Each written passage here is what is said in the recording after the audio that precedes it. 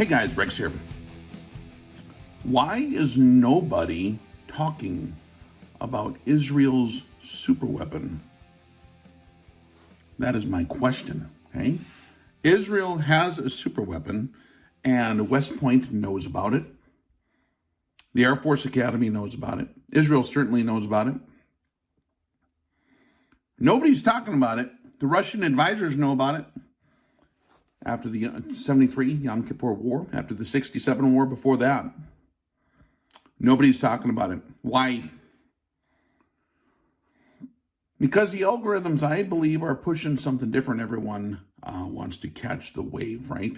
Everyone wants to catch the wave of the algorithms and engage in the two-dimensional prison world nonsense of propaganda. Now, before you start emoting, man, before you start crying me a river, Mr. Rex talk about Israel. Don't you know about a black rock, Rex? There's bankers. They control the world. You are the one thinking and existing geopolitically, not me. I'm not stuck in your 2D prison world, man. I'm not speaking geopolitically. I'm speaking to you individually. So, demonstrate your quality. Man, oh man, people are hammering away on the keyboards before they even hear the thing because they're triggered, man. Tell you what, before we get into this, a little word on propaganda, okay? And if you need formal training to get through this and understand the signs of someone overdosing on pipe smoke, P-I-P-E, do you know what that means? Pipe smoke? You need more training if you don't, okay? You're overdosing on the pipe in the 2D prison world of propaganda, okay? Calm down. Is Netanyahu going to prevent me from planting my potatoes in my yard? Is Putin going to come over and help me with my tractor? You see the point? If you think that people thousands of miles away that you never met, that have been propped up as the mighty ones in your two-dimensional prison Babylonian rectangle of death system that everyone has in their face 24/7, well, this ain't a rectangle of death, but almost, right? Just Rex.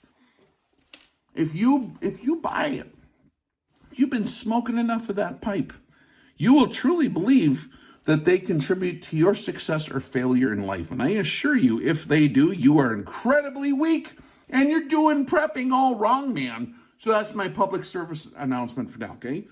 If you believe there's a cabal of guys with certain kinds of hats that is behind the scenes controlling your destiny, then I would ask you, what in the hell are you doing inside your gates? They did not control my farm. They do not. The stuff that happened over there this morning that was an actual problem in my yard had nothing to do with those guys. That's for damn sure. They weren't there to make it worse. They weren't there to help. They're quit smoking the pipe smoke, gentlemen, okay? So what is Israel's superweapon? Okay, when I'm talking about Israel, because everyone's so gosh darn triggered so quick, define Israel, okay? There's at least 5 definitions off the top of my head. Are you defining it geopolitically? Are you defining it historically? Are you defining it etymologically? Are you defining it biblically and functionally? Or is it, let me guess, your own personal emotional interpretation of how you're going to define that word to hammer on the keyboard? So you can't even hear the cool story if you're hammering on the keyboard. So bear with me. There is absolutely a super weapon that is at Israel's disposal. We talk about this all the time in the training on Patreon. You're more than welcome to join us at any time if you want the real dope on this stuff, man. And it's more powerful than this. It has something to do sort of with this. But it's not talked about at the military academies at great length. They will mention the case studies where it has been used, and they'll look at that, but there's nothing they can do to explain what they don't have access to explain. Okay? What is the IDF? Israeli Defense Force. Okay. Now, geopolitically, every country needs an army to defend its interests, good, bad, or ugly. The United States Army defends the interests of the United States as it exists as its corporate self today. So does any other geopolitical entity. I'm not talking geopolitically all that much with the IDF, but we'll just start there. See, the Israeli Defense Force is the geopolitical arm of, or extension militarily, to defend the political interests. But I'm talking about the people of the functional Israel. When I'm talking about Israel, I'm talking about those who have seen God, like the word means, okay? And individually, you can see case study examples in some of those wars where that super weapon was absolutely employed in great effect. You can see with the Russian advisors during the tank assault on the Golan Heights in 73. They had thousands and thousands of Syrian tanks rolling the Golan Heights. They were like an hour and a half of completely overrunning everybody all the way to the ocean. And what happened there was extremely well noted by the Russian advisors and by the American advisors. Unexplainable. The Israeli Defense Force is the geopolitical arm, but what about the force that defends Israel? There's the IDF, and then there's the FDI, the force that defends Israel. You can see it at what happened at the Red Sea. You can see it what happened at Jericho. What did they have? You can see it in multiple case study examples in the Bible, but nobody remembers them. Why do we fail to see through these two-dimensional propaganda screens, at least into the three-dimensional world, which intersects with the 4 and 5D world? We fail to see the answer that's straight on its face. I will remind you guys, because I know you know this, I know you remember this, but I don't think we really understand how literally true it is. Israel's superpower was never attached to their military might, ever. Now, you can watch propaganda that says, and they have a good defense force, they have a good air force, they have a good army. Their CQB game is like pretty good in the world, standing really good. That has nothing to do with their military success or failure. There's something else going on, and I know you guys remember this. And it's the same superpower that anyone grafted into the vine of Israel also has access to.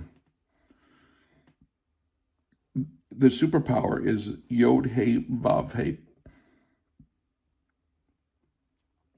And it is only accessed with perfect alignment to the above, to Yod He Vav He, the Father.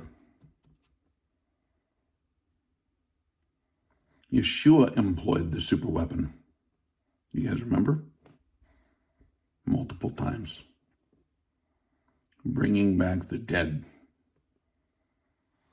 Gosh darn it. We are so quick to try to jump in there with our two-dimensional propaganda-filled eyeballs and try to help them out with the great military assistance of the United States of America, the Queen of Babylon, and her great military prowess. We are literally the Pharaoh of today. We are the modern Egypt. And it tells us in the Bible, guys, it instructs Israel in the Bible not to lean on the splintered rod of Pharaoh. For if you lean on that splintered rod and go down to Egypt and think that's where your strength comes from and get all Egypt's support, guess what Egypt's support is always hooked onto with a multitude of different strings? Debaucheries. Yeah, we'll assist you. We'll give you all kinds of military aid, but you're going to do these certain debauchery programs that make it impossible for you to rely on him and be aligned with him. Now you're aligned on us. Do I want to support Israel? Of course. God's people in the Bible. Now, again, I'm not talking geopolitically, guys. Gosh darn it. You guys smoke a lot of pipe smoke, smoke a lot of propaganda, watching way too much damn TV. The way they win is when they humble themselves and seek the face of the Father. He comes down from heaven and he fights for them. That is their super weapon. And they do not have access to it when they're leaning on the splintered rod of Egypt and Pharaoh, which is us. If you love Israel and you want to support Israel, I understand. And I think geopolitically, every nation has a right to exist. I think that geopolitically, absolutely. It's the nicest place I visited in the Middle East. I can actually walk around in Israel with my wife and not have severe problems. I can sit on the beach and have a brewski in Israel. Can't do that in other places over there, man. I can pray to whoever I want when I'm over there. That ain't going to happen in other neighboring places. I'm telling you what. Okay? So I support, of course, geopolitically, the Israeli Defense Force. But if they want to win at any moment, all they have to do is turn their heads back to the Father, and the force that defends Israel will defend Israel, as it has in the past. But that day will not come until they remember that they need him. You guys understand? So with this lesson, I bring much love. If you guys enjoy this topic or want to learn much more about what the word Israel even means, it's not excluding the geopolitical entity. It is intersects it, along with many other things. The functional biblical definition of Israel intersects absolutely geopolitically. The tribe of Judah is intersected, but is beyond that.